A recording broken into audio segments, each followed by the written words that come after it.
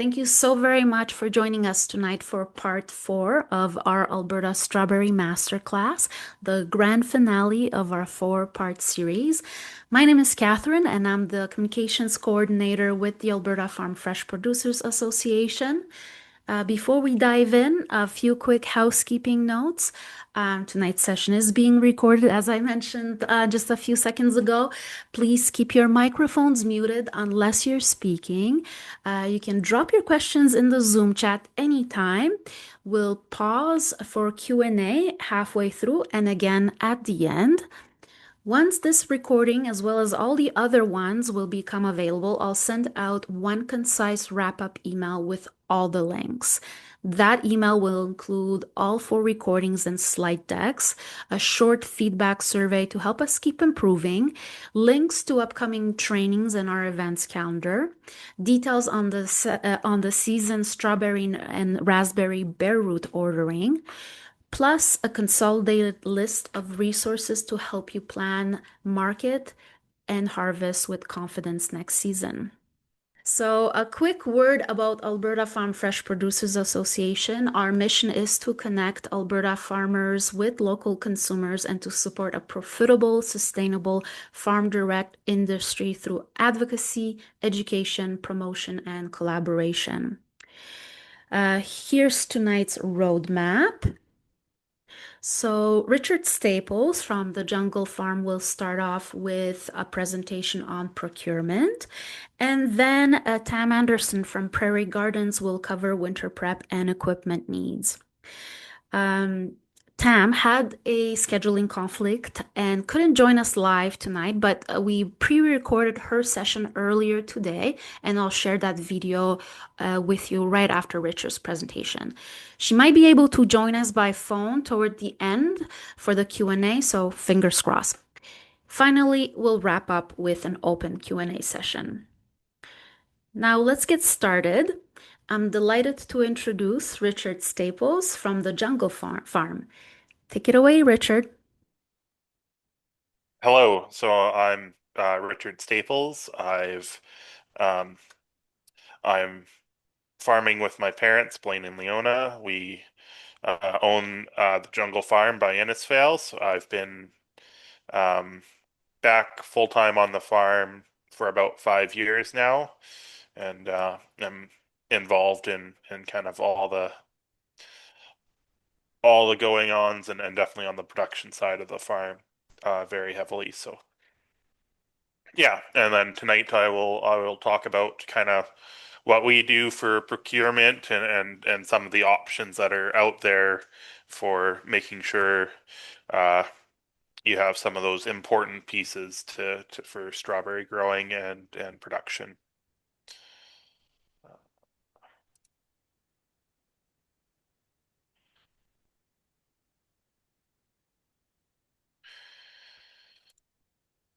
So, of course, the very first thing that you'll need to make sure you have is your strawberry plants. Um, Definitely kind of the time to start thinking about this is in the fall here. Um, some of the nurseries even like it earlier so they can know kind of a year out what they need to produce. But in the fall here is definitely when I think the majority of farms start to get their order in for next year. Um, so you can order directly from the nurseries. There's some great nurseries out in Nova Scotia and down on the west coast of the States, as well as a few in Ontario and Quebec. Um, you can order from AFFPA, from Alberta Farm Fresh here, Producers Association. We do a bulk plant order. Um, as I mean, it's what we on our farm have used for a great number of years. We are the ones that the order comes to here, and so we can distribute it to everybody else. It allows us as growers in Alberta to order as in bigger numbers to save to get any bulk discounts from the nurseries as well as to save on shipping. And then here at the farm, we do have a walk-in freezer where we can keep the plants frozen right at that -1, -2 temperature until you're ready to pick them up to make sure they're nicely frozen the whole their whole trip and to keep them as fresh as possible for when they go into the ground. Um, yeah, those are kind of the main pointers about strawberry orders. I know ours is we're just getting the price lists for this year, so we will have our plant order out ready to go here soon, and definitely kind of if you can get your order in by the end of November or as soon as possible, that will allow us to make sure to let the nurseries know to make sure we can get those plants that have been ordered. Uh, so the other major part, especially in the fall here, is to make sure that you have the straw or whatever mulch or covering you're using for your strawberries to help them overwinter, having that procured or getting, looking into to where you can get that. So here we are fortunate to be able to produce our own straw. We use soft white wheat straw. It has one of the better insulation factors of the different straws that are out there. Um,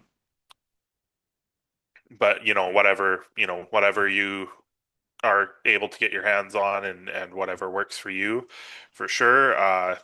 There's lots of different wheat straws out there or barley straws.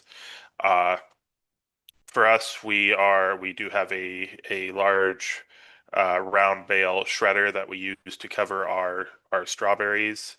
So we aim for about 10 to 15 bales per acre, and that is those are full 6 foot round bales. Um, you would have to calculate how much straw you'd need for per acre there. There is some different shredders and depending on what you have available. Um, some other options that are out there would be like there are some people who use like pine straw or just use row cover, which is a fabric for ground covering. So there's a few different options. Straw, I think, is by far the cheapest, as well as if you have the right equipment, is one of the easier ones to put on. And we'll put the straw on kind of right before freeze up is when we try to get our straw on.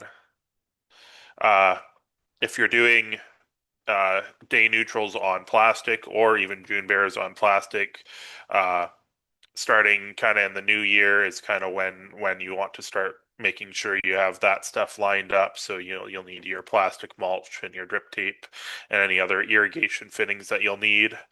Um, us at the Jungle Farm, we do a large order down to of plastic mulch and drip tape and stuff that we then resale. So you can definitely contact us and we'll help you get an order together depending on what you want and what you need. Um, another local in Alberta dealership is Southern Drip. They also deal with all the plastic mulch and stuff.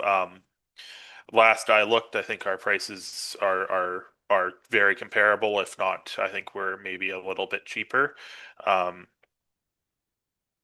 so that's where there is for kind of some of that plastic stuff and irrigation equipment. You will want to have someone that you can go to for fertilizer or pesticides, whether it's organic or conventional. Um, we aren't organic on our farm, so we use our local Central Alberta Co-op to get. They'll sell us mini bulk bags of fertilizer to then fertilize our strawberries as well as our other market garden ground. Um, we just do a mix of 50-50-50, but you could definitely get a soil sample and tailor it to your ground. Um, and then for in season, for we also use liquid fertilizer. We get that kind of through there's 3 dealerships all in Calgary. There's TerraLink, Professional Gardener, and Nutrien, and they are all quite. We've had good luck dealing with them to get different liquid fertilizers or some of the specialty granular stuff for going through drip irrigation or applying foliar for our strawberries. And then pesticides, we've had really good luck. Any of our pesticides needs going through our local co-op, and I would think your UFA or whatever your local uh, pesticide dealer is for your conventional farmers. I'm sure they could, if you talk to them, hopefully they would work with you to order in any specialized pesticides that you would need for your strawberries. But a lot of them are also used on canola crops and some of those other ones. So there are some that are around and easy to get your hands on. So uh, yeah, uh, I think Professional Gardener or TerraLink might have some of those some organic pesticides. Uh, it would be, I think those ones would be where I would look if you're looking on the organic side there. And then the other when I was making up the presentation, the other thing I was thinking about that you definitely need for growing strawberries and then selling them is your packaging to either sell them at market or to provide people to you pick. Um, whether it's pails or baskets or clamshells. Even if you hope that most people will bring them, you still probably want some around because there will be people who don't have baskets at home to bring. So, uh, I know even starting out, that's we were able to. I think when we were just starting out the farm, we bought cardboard baskets from someone else. We're now big enough that we do large orders, so we we do sell to other growers here, both a clamshell or the same plastic clamshells we use, as well as the same foldable cardboard baskets that we use. So um, if you're looking for those, definitely contact us and we can let you know what we have. Any smaller orders we can usually accommodate, but any larger ones definitely let us know sooner. Uh, Larger probably being anything over kind of 500 baskets, but the sooner whatever size, the sooner you let us know, the more likely we can accommodate it and work with you on getting those to you. Um, and if you let us know before your strawberry bat or plants get here, we can definitely give you the baskets at the same time that you're picking up your strawberry plants. So then you don't need to pay for shipping or do multiple runs out. So um, I know there are some other I think there are some other places that do sell packaging. I don't know them off the top of my head, but there are other options out there. This is definitely one of the easier ones to acquire both smaller packaging as well as larger packaging for strawberries.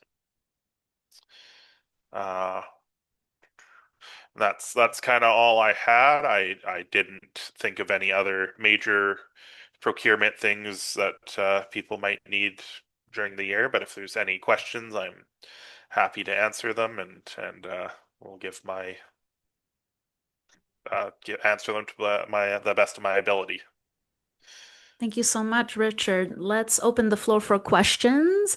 I actually have one question from our chat. What rate, how many pounds per acre do you apply your 50-50-50? Uh, oh, off the top of my head, um,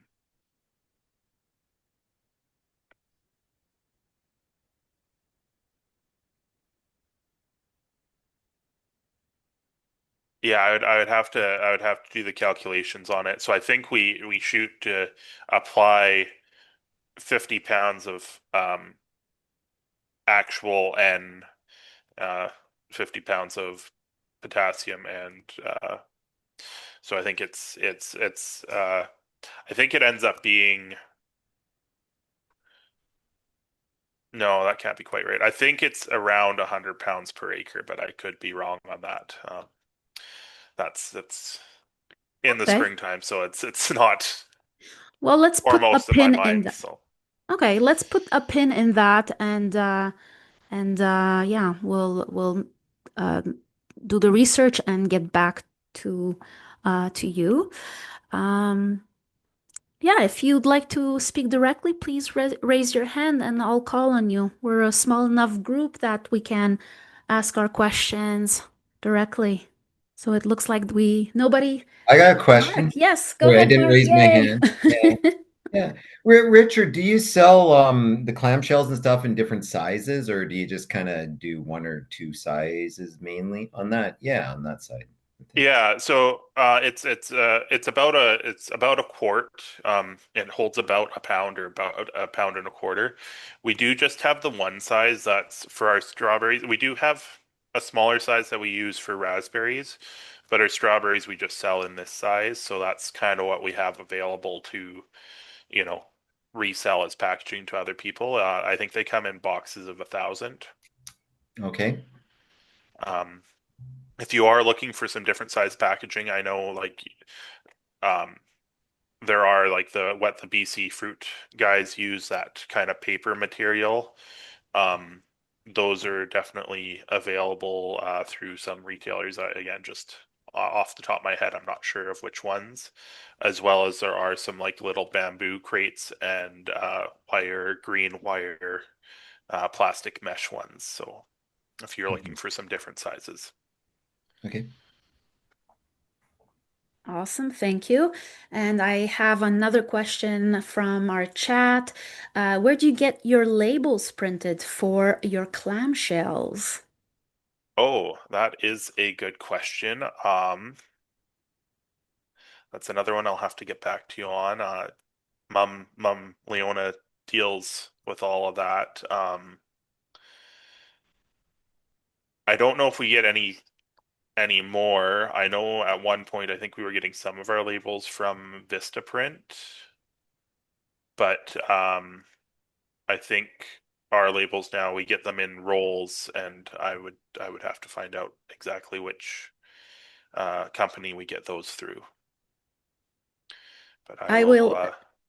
So regarding this question, this question came from Leona Bono. Leona, I will get in touch with you. I have some resources, and actually, as a matter of fact, when the replay will be ready, I'll include a few links to some resources with regards to label printing. So yeah, it's I have a few good suppliers. And Sharon, you've raised your hand. Go ahead, Sharon. Up, you're muted. Thank you for the reminder. You mentioned a couple different packaging sizes for like strawberries and then different one for raspberries. And so um, if you're encouraging people, do you like are there other things that you sell that you have packaging for that you would bulk order, I mean, whether it's fruit or other items? Um, Those are the main. It's a bit of an off yeah, so side so question. so on our or like for us, it's kind of if selling it on to other farms, it's um if we aren't going to use it as packaging on our own farm, Mhm. we aren't going to order enough to then be able to sell it on. Yeah, for sure. Um, so these are the main two that we've Mhm. had interest in other people buying in off of us, mostly actually the cardboard baskets for you pick. Mhm. Um, so those are kind of the two that we have if people are looking for, to save a little on shipping and Right. maybe getting, you know, Good. that Good. would be mostly what it is and Okay. otherwise, yeah, I think it'll be just as easy to order through for or easier to order through some dealership because yeah, we wouldn't Yeah. we wouldn't order a case of a different size for someone, probably it would just be. Yeah. Okay, thanks. And I'll get who we use for our labels there, Catherine, and I'll pass it along to you so you can send it out. Awesome. Thank you so much. Are there any other questions?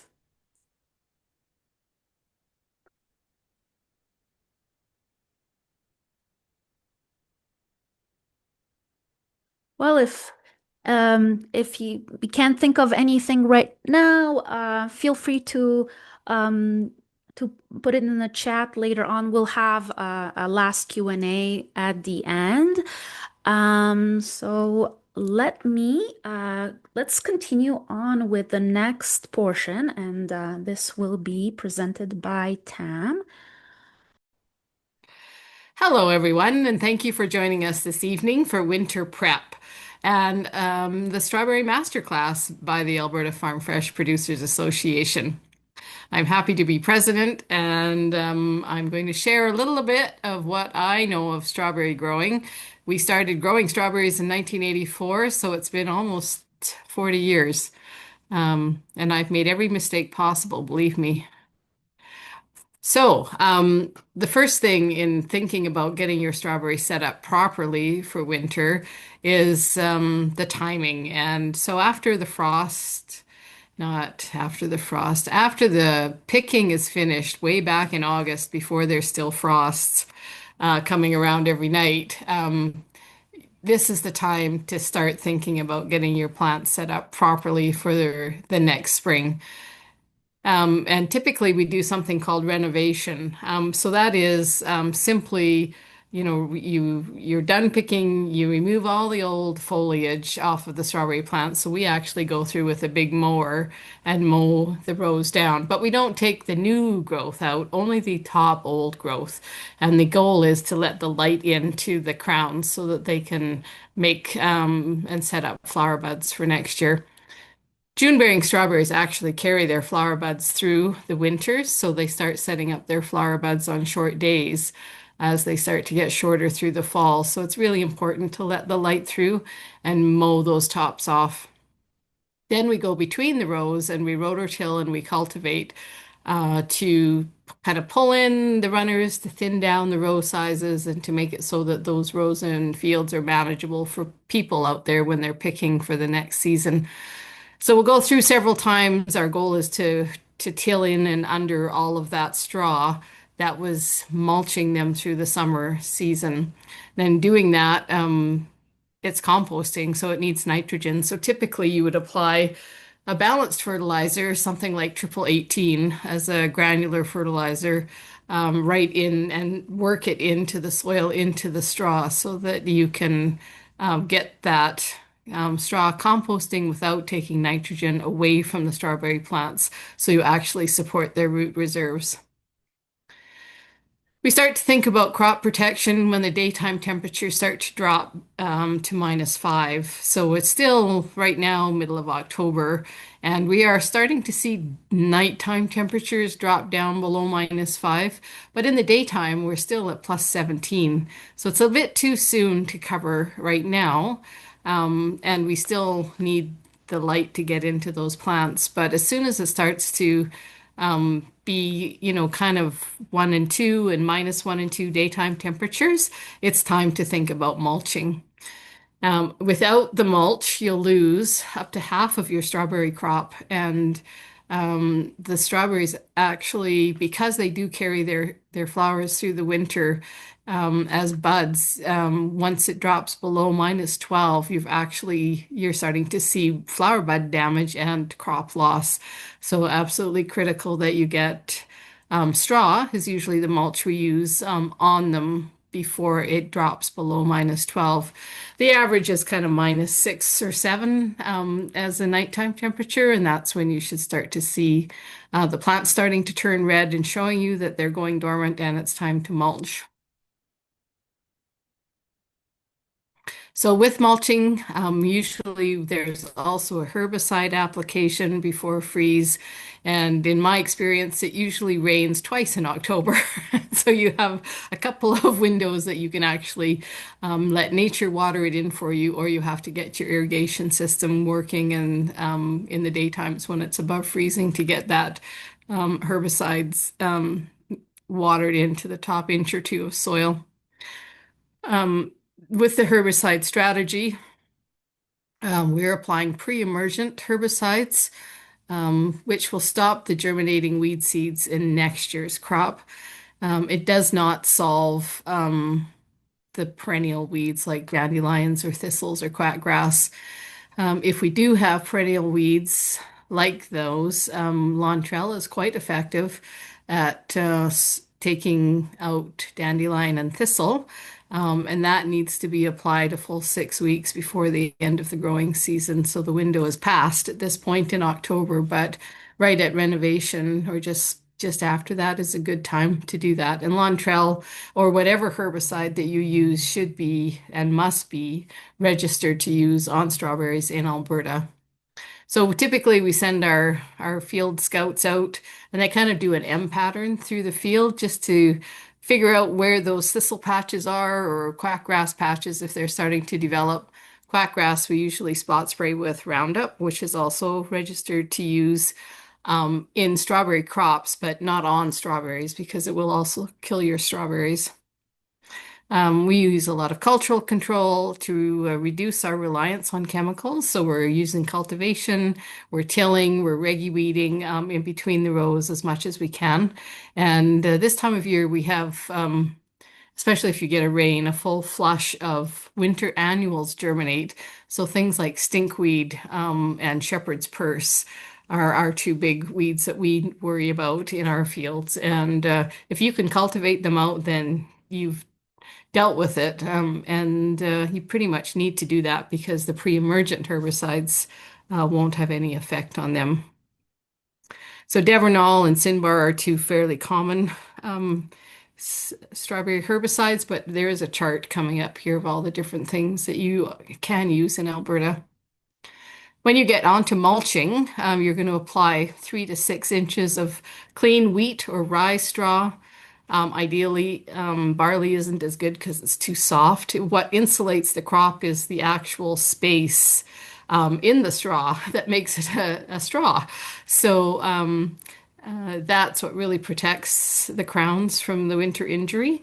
And what we know is that even if you get a couple of inches of snow, the soil temperature never really drops below -5 underneath it. And if you get the mulch on there, it just hovers at just below 0. So it really makes a huge difference on how many strawberries you'll pick next year. Always try and scout the fields where you're going to get your straw from. Make sure it's clean in the first place. The last thing you want to do is introduce cleavers or some of these other weeds that might be in wheat fields to your strawberry patch. And so avoid weedy straw. And your goal is just to insulate the crowns so it moderates between freeze and thaw cycles because we surely do get Chinooks in Alberta, and Chinooks are infamous for being +20 one day and -20 the next day, and back and forth it goes. So really tough on strawberry plants, and we need really hardy varieties that can survive that even with mulch.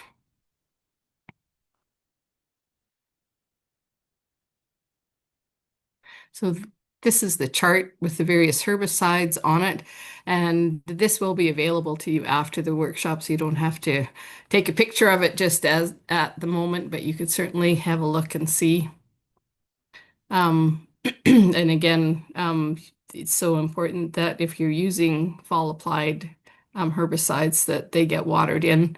If they just sit on the tops of the leaves and it doesn't get watered in, the wind will come and blow it all away, so it won't be effective for you. So a really important consideration is that your plants actually are dormant. And so when they start to turn red, that's a really good sign for you that they're starting to turn dormant. And what we find with especially day neutrals is they never really go dormant. They keep blooming and fruiting right up until they get frozen solid. So those ones you have to wait until they actually do freeze and the berries are toast, so to speak, and then you'll know that your plants are dormant. And that's so you avoid phytotoxicities to the plants. So moving along to equipment needs. I always have many needs for equipment with strawberries, and there is a bit of a thought process into, what you should invest in. When we first began, our first thing that we bought was a tractor. Absolutely critical because you need to be able to cultivate and you need to be able to do some mechanical weeding with rototillers, for example, or the Regi weeder. So that was step one. And then we also, of course, bought a cultivator along with that tractor. And the cultivator is great and something that we use all the time. And it has bolts that you can remove shanks and sweeps, change your sweep types from sweeps to drill types or spikes. So, those are really good investments. We also bought a rototiller. Later, we bought a Regi weeder, and I always smile as I sit on that machine and think to myself, that is the very best machine I ever bought, and would highly recommend looking for those. And you can just Google Regi weeder, and you'll find the company in Ontario that we bought them from. At spring, you'll need planters, and so there's strawberry planters. If you don't have access or you can't afford one the first year or you're just trying it out, the counties usually actually have tree transplanters that you can rent for a very low fee and book it for 2 or 3 days or a week and get your strawberries planted.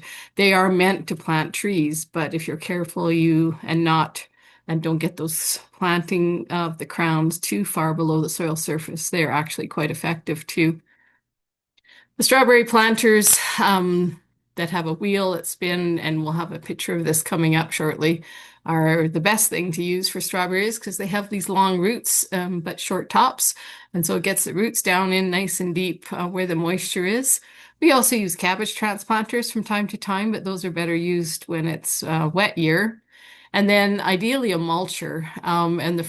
In the early years when I first started strawberries, we built our own mulcher and we used an old bale elevator and we had a chain flail at the back and we loaded square bales and ran them through this bale mover into the flail, and then it dropped a nice neat row of straw over the top of all the straws of the strawberries. So it was really great. A lot of work. Nowadays, we have a big bale mulcher that goes on a 3-point hitch, and it just literally spins the round bales out over the field and does 4 or 5 rows at a time. So that is a more expensive machine, but certainly is a very cost-effective way to get straw on the strawberries. And so here we've got the video of the actual strawberry planter, and ours is a very old version, and it was been in the family for 40 years. So there's much nicer, newer models that have water applicating tools and whatnot with them, but ours was effective then and it's still effective now. So we still use it all these years later.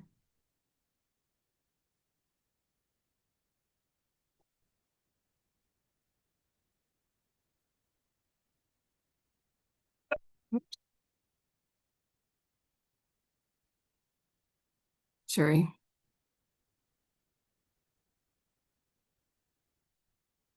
That bundle for a while, eh?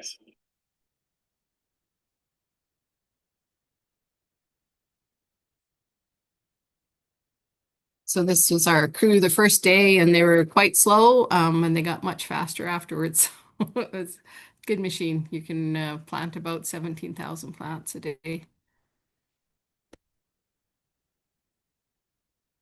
So back to soil and moisture management. What we have is a black #1 topsoil, and our pH is about 7 actually. So ideally somewhere between 5.5 and 7.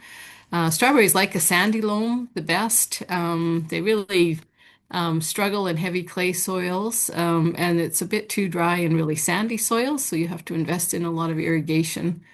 Oftentimes you'll add compost, some aged manure, organic matter, and of course you're adding all that straw each year. So you're putting a foot of straw into that field and you're adding organic matter like crazy in the crop cycle. Strawberries need a lot of water. A berry itself is 80% water. So if your berries are small, it's because it's too dry, typically, particularly if it's a day neutral.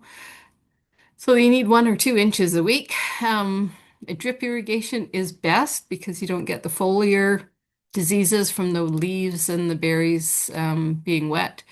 And avoid waterlogging because strawberries truly do hate having wet feet and they die and their roots rot if the soil sits wet, like really wet for any period of time.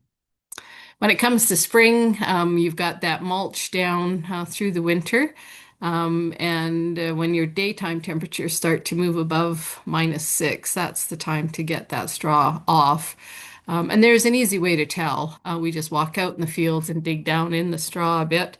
And if the berries are growing and the new leaves are coming in, but they're white, it's time to take the straw off. And usually we take a bit of it off and leave a bit behind to protect them in case there's a late frost, and try and make it so that those weeds don't grow in so quickly.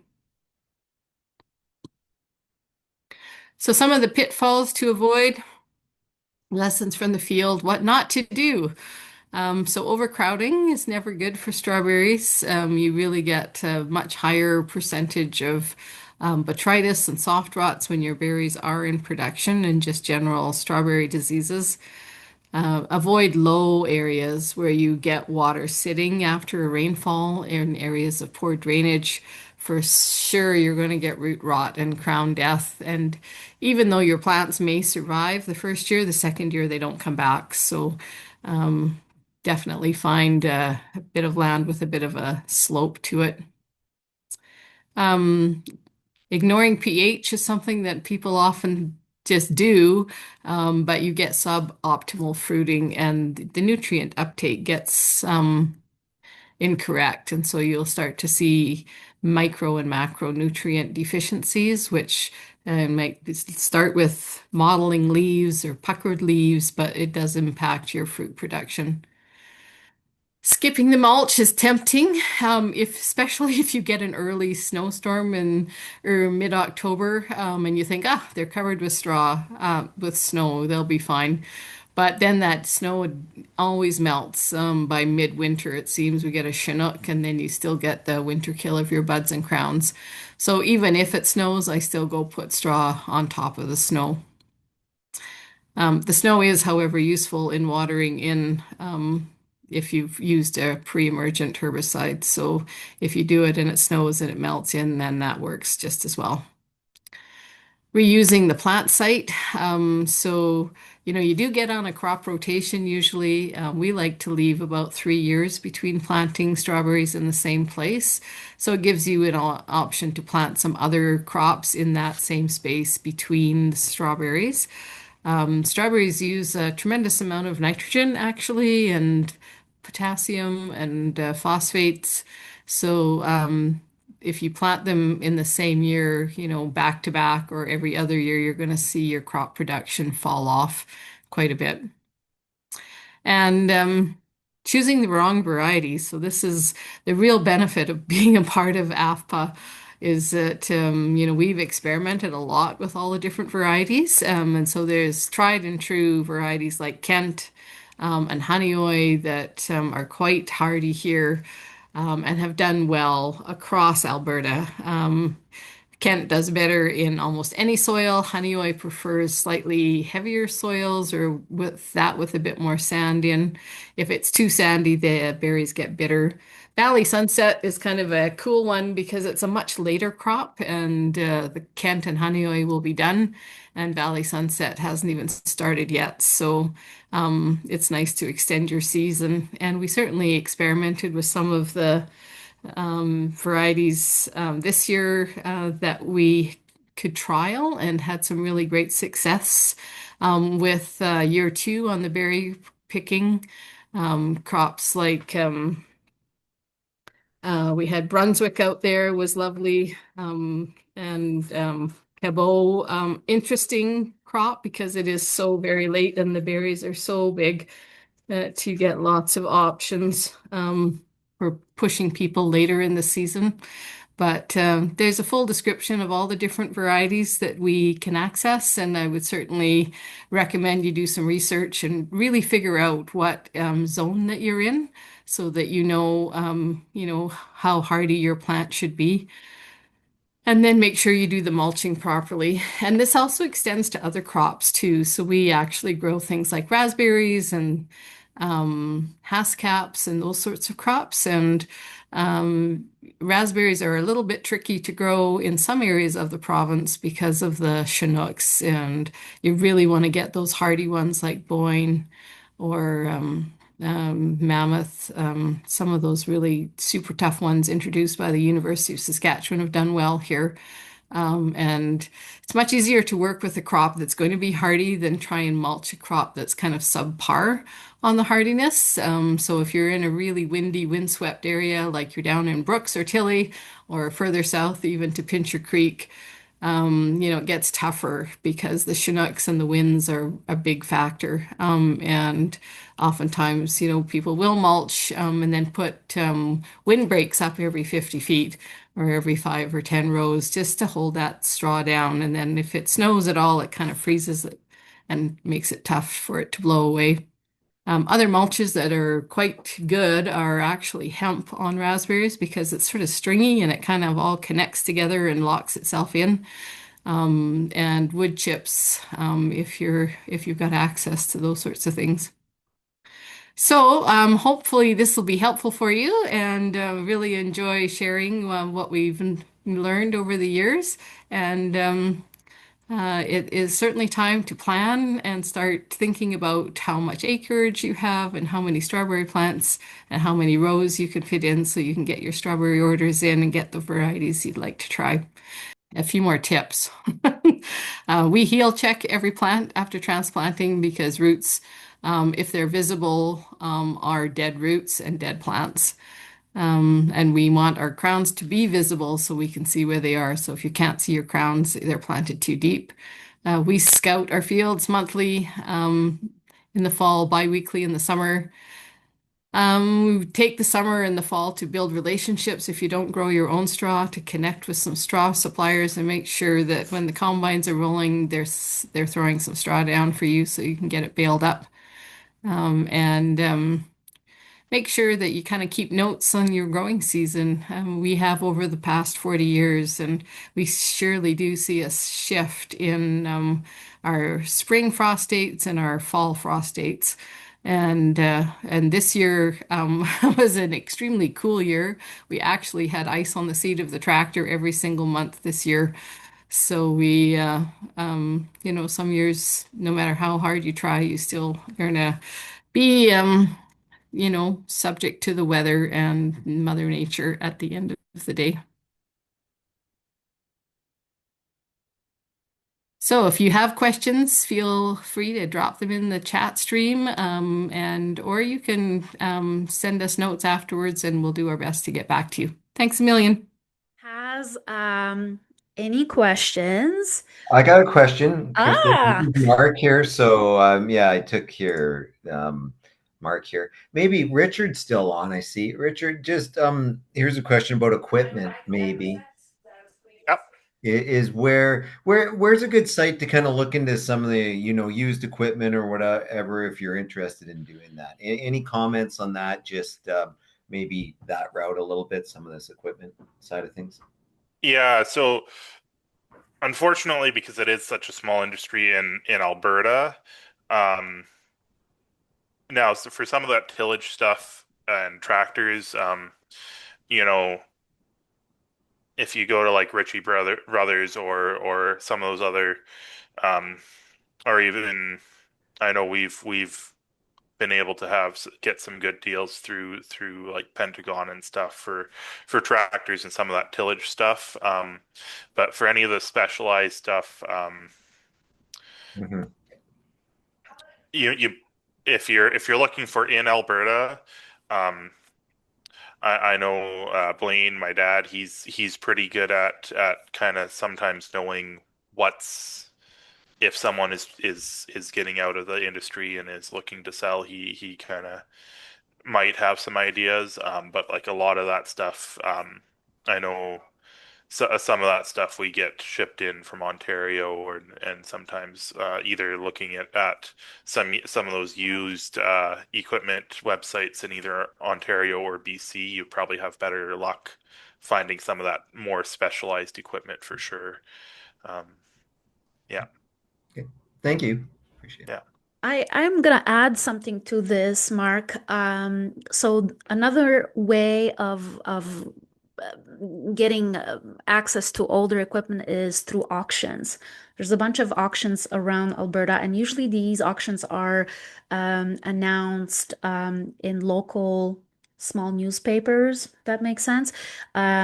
We I constantly get people sending me information and one about auctions, and when this information is pertinent for our members, I share it through our newsletter.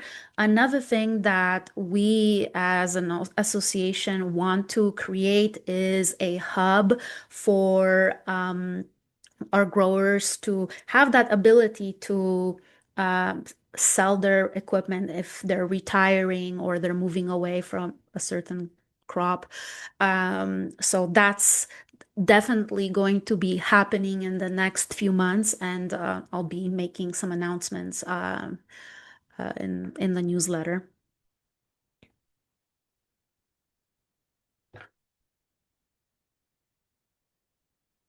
Thank you so much, Mark, for your question. Any other questions? Sounds good. Well, in that case, I will I will start the closing remarks. Thank you all for learning with us and for supporting the Alberta Farm Fresh Producers Association. If we didn't get your question tonight, please email me at info@albertafarmfresh.com. I'll make sure to get an answer or connect you with the right producer.